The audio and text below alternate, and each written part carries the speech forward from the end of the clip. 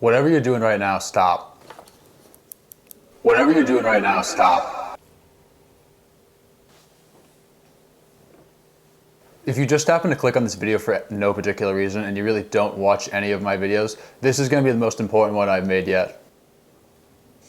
In this video, I'm going to talk about compound interest, what it is, and how you can take advantage of it. Now, only 5% of millennials have started saving for retirement. And of that 5%, only 35% who have an employer-sponsored 401k have utilized it. And at first glance, you might be thinking something along the lines of, well, maybe those millennials, they just don't think that far ahead. It's not that important to them. They want to live in the present, yada, yada, yada. Right? Wrong. Actually, 1 out of every 2 millennials are concerned they won't be able to retire when they want, and 2 out of 3 are concerned about outliving their savings in retirement. So basically, millennials are very concerned about retirement and being able to retire and how long they can stay retired comfortably, but they're not doing anything to fix it or take any proactive approach towards it. That's a bold move, Kyle. See if it pays off for them. Millennials have the tools, and really everyone who is from a younger generation has the tools in order to retire early, comfortably, however you want to put it. And those 2 main tools are time and compounding. So before we get into compound interest, let's start with simple interest. Simple interest is basically you're gonna earn interest on your money or that certain principal year over year, and it's just going to be that principal, that initial principal. So say you have a savings account that pays 8% APY. I know that's a little ridiculous. You'll never find a savings account that pays that much, like ever, in this day and age, but for the example, we'll go with it. So you have $10,000 in there, you get an 8% APY, so that comes out to $10,800 over the first year at the end of the year. The second year, you're still gonna get an 8%, but it's still just gonna be on that 10,000. So you're gonna go from 10,800 after the first year to 11,600 after the second year, and so on and so on and so on. And you're basically just going to accumulate that $800 or that 8% on that $10,000 period. So now let's move into compound interest. Compound interest is interest gained based off of that certain principle, but you're also getting interest on the previous returns. In other words, it's interest on interest. Now, for example, let's say you still have the same $10,000 and you put it, we'll say, in an S&P 500 fund, just for the sake of the argument, and you receive an 8% return as well. So the first year you receive an 8% return on $10,000, you have a total in your portfolio of $10,800. Now, the second year you're gonna receive an 8% return, but as opposed to receiving the 8% return on that initial $10,000 investment, you're gonna get that 8% return on that $10,800 investment. So instead of just earning $800 the first year and $800 the second year, you're gonna earn $800 the first year and $864 the second year. So instead of simple interest, where you would have $11,600, you would have $11,664. Now, at first, this might seem a little pointless, and you might be saying to yourself, what does it even matter? It's $64. Does that really make a difference in my life? Like, that's 2 tanks of gas, maybe. Maybe not even in this day with gas going down, down, down. But if you think of it more from a long-term perspective, it's gonna make a lot more sense. Say you have that same $10,000 investment, you put it in an S&P 500 fund, you don't touch it for 40 years. So from the time you're 25 to 65, you don't touch it, and you continue to average an 8% return over that 40 years, that $10,000 investment is gonna grow to $217,000 approximately. Let's go, boy!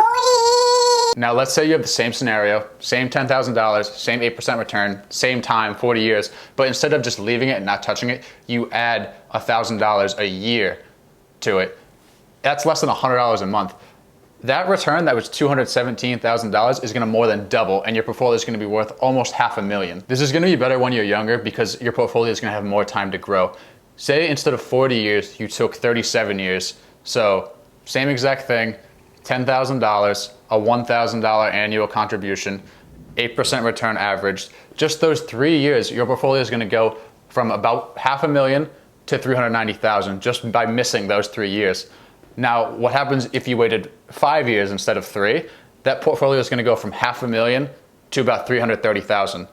So just by waiting 5 years, that's the difference of waiting, or starting rather, instead of 25, starting at 30, your portfolio is gonna be cut over 30%, and you're gonna lose all of that money, almost $170,000 you're gonna lose out of that portfolio by waiting to start investing. Bottom line, don't wait. start now, start researching, and get moving on it. And although this strategy is really common sense to me, I can see why a lot of people have trouble sticking with it because it is a long-term strategy. It's hard to say, I'm gonna have this much money in 40 years because, well, first of all, you don't know what's gonna happen over the course of 40 years. You're gonna have a setback at some point, I'm sure. But it's also hard when you're 20 or 25 years old and say, all right, I wanna have this when I'm 60 or 65.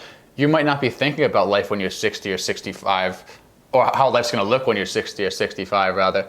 But I guarantee you, and you probably shouldn't take my word for it because I'm just some random guy on the internet, again, talking to a camera in my room. But I guarantee you, if you went to someone who's older, maybe who is 60 or 65, or even in their 50s, and said, if you could go back to your mid 20s, early 20s, what decision would you have made or what would you have done different? And then if they say something else, say, well, do you have any financial decisions that you would have made differently? And I guarantee you that the majority of people are gonna say, I wish I saved more, I wish I invested more, and I wish I started sooner. You're not gonna turn $100 into $500,000 overnight. It's just not gonna happen. But if you look at the great Warren Buffett, arguably the greatest investor of our time, he contributes all of his success to compound interest. And if you look at his net worth, yeah, it was increasing. Obviously, he's had a reasonably high net worth, we can say, over time. But when it started raining, it started pouring, if you get what I mean. So now we know what compound interest is. We know we should take advantage of it and we know about it. But how do we get started doing it? And I bet you some of you guys watching this are actually utilizing compound interest and you don't even realize it. It might not be the most optimal way per se, and we'll get into that in a second, but you might actually already be taking advantage of it. The first way you can take advantage of compound interest is through a savings account, checking account, certificate deposit, money market account, any of those. And this is what I was just referring to about how you might already be taking advantage of it. And I can honestly say this is not the most optimal way. Mainly because if you look at savings accounts, the average savings account rate is 0.6% or 0.06%, I believe, one of those two. I'll post it on the screen. And if you look at CDs, the best CDs you can get right now aren't even 2%, and that's for a 5-year CD. So you're not even keeping up with inflation, which is about 2% annually with these. So you're really wasting money and the dollar is losing value. Bottom line, you're not taking full advantage of compound interest by doing this. But technically it is still considered compound interest. The second way you can take advantage of compound interest is through the stock market. S&P 500 index funds average about an 8 to 10% return annually. I just say 8 in most of my videos because I figure I just lowball it. But if you continue to invest in these, you're also going to receive something called a dividend. And a dividend is basically a thank you for holding that specific stock. And if you continue to reinvest those dividends, that's another way you can take advantage of compound interest, because you're going to be able to buy more shares and your money is just going to continue to compound. I personally am a big fan of reinvesting dividends because, as I just said, it's going to allow you to buy more shares, it's going to allow you to increase your position, and it's going to allow you to take further advantage of compound interest because you're basically investing money that's not yours or free money. The third and last way I'm going to talk about how you can take advantage of compound interest, and I think this is going to be the most difficult one of the three we talked about, and I don't expect the majority of people watching this video to do this, is through real estate.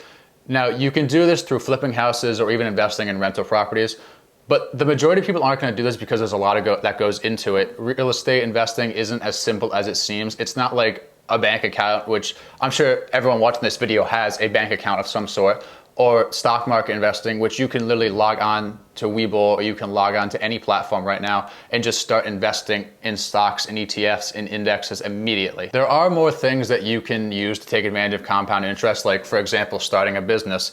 But anyway, of the three I just named, I would say stock market investing is probably the best one to take advantage of because I feel like it's the most passive and I feel like it's going to be the easiest one to understand in the long run. Albert Einstein once said that compound interest is the 8th wonder of the world, and I believe he is completely right. And I feel like if you're not taking full advantage of compound interest, if you start waiting and you say, oh, maybe next year, maybe tomorrow, then you're going to miss out on some great opportunities and you might not be in the best financial situation that you'd like to be in down the road.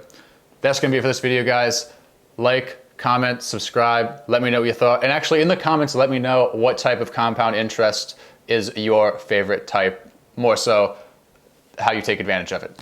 Thanks, guys. See you in the next one.